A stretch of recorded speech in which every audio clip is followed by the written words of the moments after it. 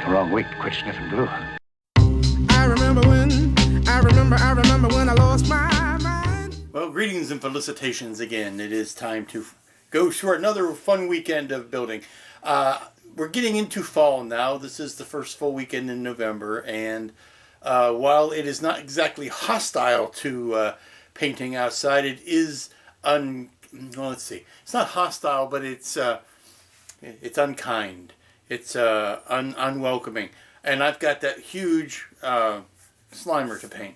So, well, I'm no stranger to stepping out the back door in the worst of weather and doing a little spray and then jumping back in. It's quite a different animal when you are dragging something that huge outside to work on it and can't just, jump in and out. You kind of have to be out there. So work on Slimer is going to be catch as catch can this weekend. I don't know exactly how much I'm going to get done. I'm going to paint a little bit tonight, this is Friday, on eyes and teeth because I can do that indoors.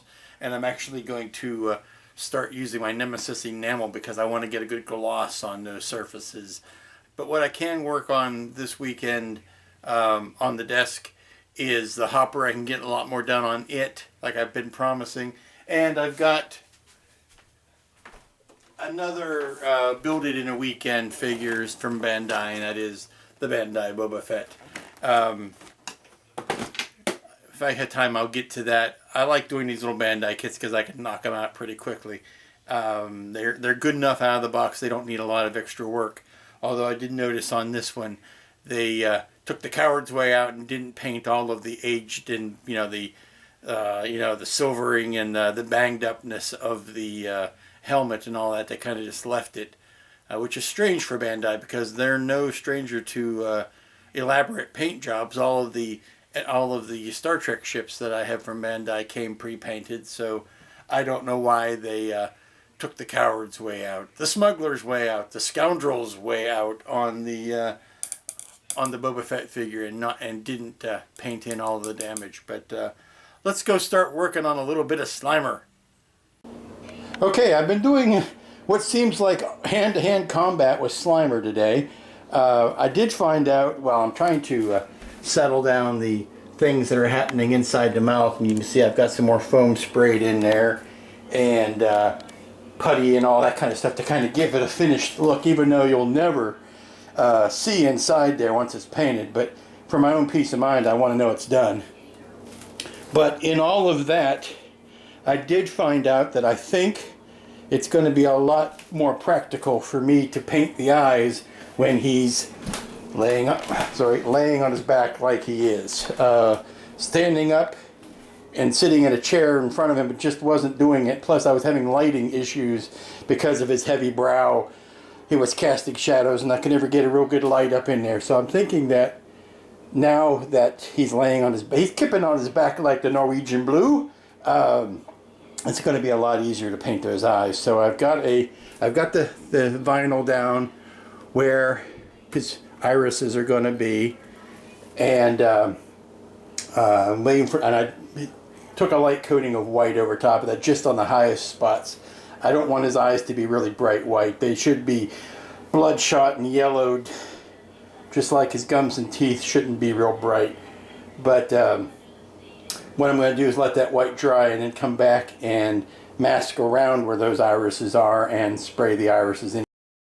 And it's Saturday morning and it's crappy outside. It's raining, the leaves are falling. It's miserable. It's warm though, but it's not, at least it's not cold, but it is miserable. So what better to do than sit in here and work on a tiny kit that I can do everything within the span of a square foot. I don't have to go out and do sprawling work that's going to take up a lot of space and time. So what I'm doing is putting together the Bandai Boba, and it's going together very easily, very quickly, much like the R2 and the 3PO ahead of it.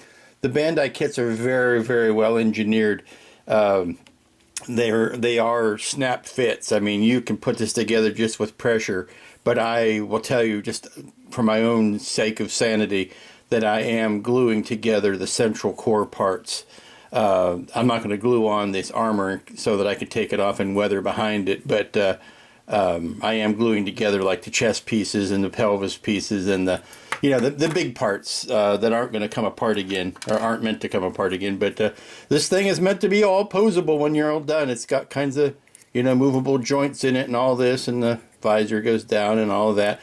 But you see what I say about them, I will say chickening out, but they did not paint in any of the damage, which is kind of unusual for Bandai. All it needs is a little bit of a smoke weathering, and then, you know, take some silver to point out some scuffs and marks. The only thing that kind of disappoints me, the decals, again, they do the thing where they give you the decals as decals and stickers, but it kind of disappoints me that they give you this as solid and they don't give you any of the decals as scratched up or damaged. I mean, that the Mandalorian crest there should have a little bit of damage on it, and of course the metallics look better on stickers than they do and on decals, which is the same with the R2. So I have to decide which ones I'm going to use on those. But I was kind of expecting those to be scuffed up. Maybe that's something they expect you to do on your end, but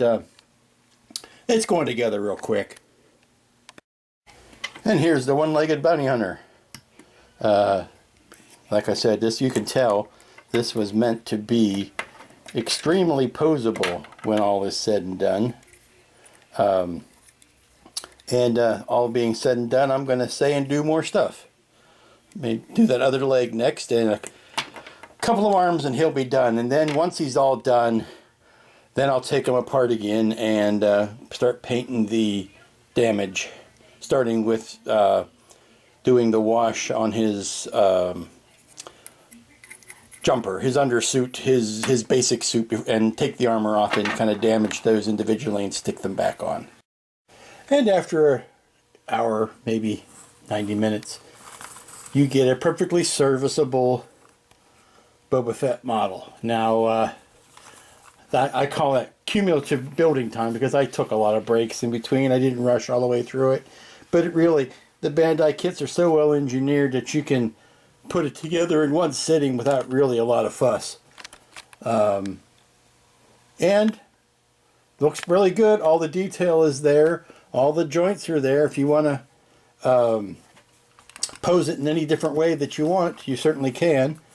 But now, before the decaling comes, I need to yank some of it apart and do some of the color washes and everything that's going to make it look less like a toy and more like an actual replica. I don't know why they opted not to pre-paint a lot of this. Like I said, the Star Trek ships that I've gotten from Bandai, they didn't have any problem putting the Aztecs on those, so I don't know. Maybe it's just a change in philosophy. Maybe maybe their customers didn't like having all the hard work done for them, but this needs to get banged up and put the little scratches and dings and dents and bits of silver and things like that on it. Okay, what you can see here is I have put the perimeter masks around those irises that I had down, and then pulled the irises back out, and I've put some yellow tape around the Ray, come in, please. outside edge so that I can airbrush in the irises. And here's looks like how the eyes are turning out. I was getting very critical of how they were looking, so I just had to get up and walk away. Still plan on painting the pupils in more obviously. I kind of put them there just to see where they were so that I could balance the other colors around it. But I'll go back in with a stronger black and just paint those pupils in. But the lesson here is sometimes when you get too close to something, you just need to step back and walk away for a few minutes and then come back to it. I'm going to let this dry and then maybe go in there with a fine brush and try to paint in some lines in the iris. Okay, the eyes are in. They may not look like much at this point, but I have yet to kind of weather them in. I want to put an overall spray over that, of course, and gloss over top, but there's some staining, for lack of a better term. I want to use some Comarts on the whites of the eyes there to kind of knock down the starkness of it. But that's them. Well, it's Sunday afternoon, and we finally got a dry day that's not raining.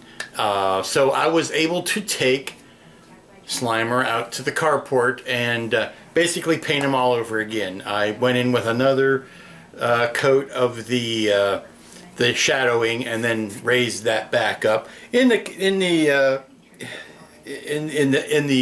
friendly fire of that, I ended up painting over the eyes again and got some in his mouth, so that's all going to have to be repainted.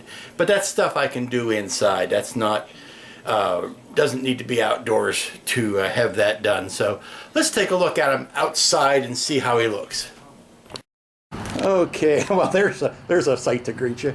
That's the rear end. He is, I'll pull back. He is done. I went over the you can see some in the, I did a freckle pass, which is basically I let the gun spatter, and what that does is that breaks up that tone and it's not so homogeneous, and it gives you freckles, like skin has freckles. I got some dark green freckles and I got some yellow freckles. But he is, I'm sorry, you're hearing the leaves crunching under my feet. He is by and large done. You can see where I got some green all over the gums and the teeth and into the eyes, so those will have to be brought back out. But to tell you the truth, I wasn't happy with the eyes after I looked at them again because I thought they were too white. So I'm going to have to repaint that anyway. But you can see where the overspray, the friendly fire got hit on these teeth. I gotta tell you, I've got so many coats of paint on those teeth, it's amazing. But now I'm going to work in things like painting in the fingernails and do some of that small stuff I can do. I can do that on the inside. And the neighbor is getting up leaves, and that's what you're hearing. Sorry about that. As you can see, my own yard is full of leaves. That's supposed to be a driveway. You could tell you how much yard work I need to do. But maybe there you can see some of the tones and the shading. There's this rumpus again. But it's coming to the point of beating a dead ghost, beating a dead horse. I've covered and painted this thing so many times that I could keep on painting it and never be done. So I think I just have to call it at some point, and I think this is the point. And here he is inside again, and maybe you can see now if I hone in on the freckle finish. You can see that. Well, let me zoom back out. There you go. Not much else to say. You know, they say the definition of insanity is doing the same exact thing over and over and expecting different results. And by that measure, this has been one crazy project, because I must have painted this guy, I don't know, 2 or 3 times, and every time I paint it I think something different is going to happen, but it's always the same thing. So now we go back in and do the eyes again and do the mouth again. One of these days I'm going to learn how to paint something right the first time. That'll be a fun day for all of us. Back on to happier things and smaller scale things and things I can put on one tabletop. I'm getting to the point where I want to do the weathering on Mr. Boba here, Mr. Fett Esquire. And I would normally just take the Com Art and, you know, slop it over that, stain it over the jumpsuit there, for lack of a better term, and then wipe it off. But the problem is with this plastic, it's not been painted. It's just not even been primed. So the Com Art just beads up on it. Doesn't really attach itself. And I thought maybe I would try using some of this medium blue on it as well. And that's kind of the result I'm getting, which is much better, shows much more depth and dimension than the kit part does. But I'm finding that if I, rather than priming everything and painting it, which I don't want to do, if I simply spray a flat matte coat on it, just a flat coat of clear flat on it, the calm art sticks to it much better. So what I'm going to do is strip him down to just the gray jumpsuit parts and spray that with a coat of flat clear. Yeah, no, it's amazing how different these parts look with just the flat coat on them. It takes away a lot of the model slash toy, which is something I usually hear me railing on about. Takes that out of the equation because it really puts that flat finish on things, which is why you always see starships with a flat finish on them after they have been painted. Generally makes them look nice. But I am quite happy with these results now that they have been flattened, and I'm going to let them sit for a while and dry and before I do anything on it. And that may end up being the result for today. The thing you don't want to do is you don't want to necessarily rush this, because you're dealing with an acrylic finish, but you really want it to dry in before you start putting this water-based stuff, because you could end up dragging the finish off if it's not completely dry. So we're going to let that sit. And here's the green guy for one last time this weekend, and I'm struggling with why it is I keep painting this thing over and over again. I take it outside and I paint it to where it looks good outside, and then I bring it in the house and it doesn't look like there's enough contrast in it anymore, in between the highlights and the shadows. But trust me, when it was outside it looked fine. Inside it looks different, and that's the difference between acrylic, between fluorescent lights and sunlight and incandescent lights and all of that kind of stuff. So I have just got to stop. I've got to make myself happy with the finish in one lighting situation and be done with it. And I think I'm settling for how the sunlight looks. No, I'm not even going to talk about what I'm going to do next. I need to finish up that mouth and take another go around on the eyes. I know these eyes. I've seen these eyes in other people. Yes, I just saw the new Force Awakens trailer. But that looks good. And of course, now when this is all done, I'm going to hit it with a heavy coat of gloss paint, because Slimer should be slimy.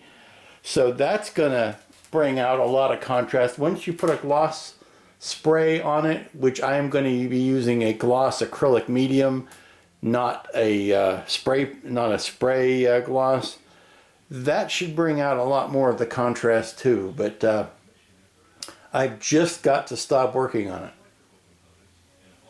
Working it to death. And I think that's going to bring us to the end of another weekend. Like I said earlier, the definition of insanity is doing the same thing over and over again and expecting different results. I've been thinking about this a bunch lately, and I've tried not to have any sort of agenda when I do my projects that I do.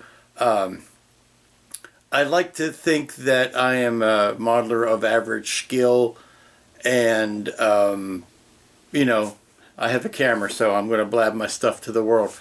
I'm not exactly working with stone knives and bear skins here, but I don't have a whole big setup studio like some professionals are lucky enough to have, or they've worked hard to have. I won't say it's luck. They're hardworking people who deserve it. But I've tried to show what can be done with an average amount of tools, some skill, and a little bit of time. And I think with the Slimer, I have maybe reached the upper limit of what I can practically do given the surroundings that I have. Tugging him in and out of the house to work on it. I think I may have bitten off more than I could chew as far as the size and the scope of the project. And that's a little disconcerting, because my retirement project, and my retirement is coming up hopefully soon. My retirement project is a 66-inch and classic Enterprise. I've had it for years. I've had the thing in boxes waiting for the day. And right now I'm wondering how am I going to be able to make that, because well, it's obviously going to have to be done outside, so it's a summertime project. But getting all this stuff is neither here nor there, except for the fact that know your limitations, know what you physically can do. Don't bite off more than you can chew, unless you've got friends and family that'll help you move things around. I've learned that maybe I'm happier with the tabletop models and the smaller scale stuff. As much as I like doing one-to-one scale things, and I really like, I'm sorry, I'm doing this. I really like doing actual life-size things. I've got to learn to temper that desire with what is actually practical. So Slimer might be the biggest thing I tackle for quite a while, physically biggest. So on that downer of a note, please come back next weekend when there'll be hopefully more to show you. Oh, we have us lucky state employees have Wednesday off for Veterans Day. So I'll have an extra day's worth of either doing yard work, and you saw how much of that needed done, or modeling this week. So until next weekend, when we'll be happier and birds will sing and children will play in the street and we will have something more to show you, be good to each other. Don't bite off more than you can chew, and don't chew more than you can bite off. I found while I was cleaning today an old keychain that had a mantra from years ago. It said, don't sweat the petty things, and don't pet the sweaty things. So until next week, I will see you then. Bye-bye. But maybe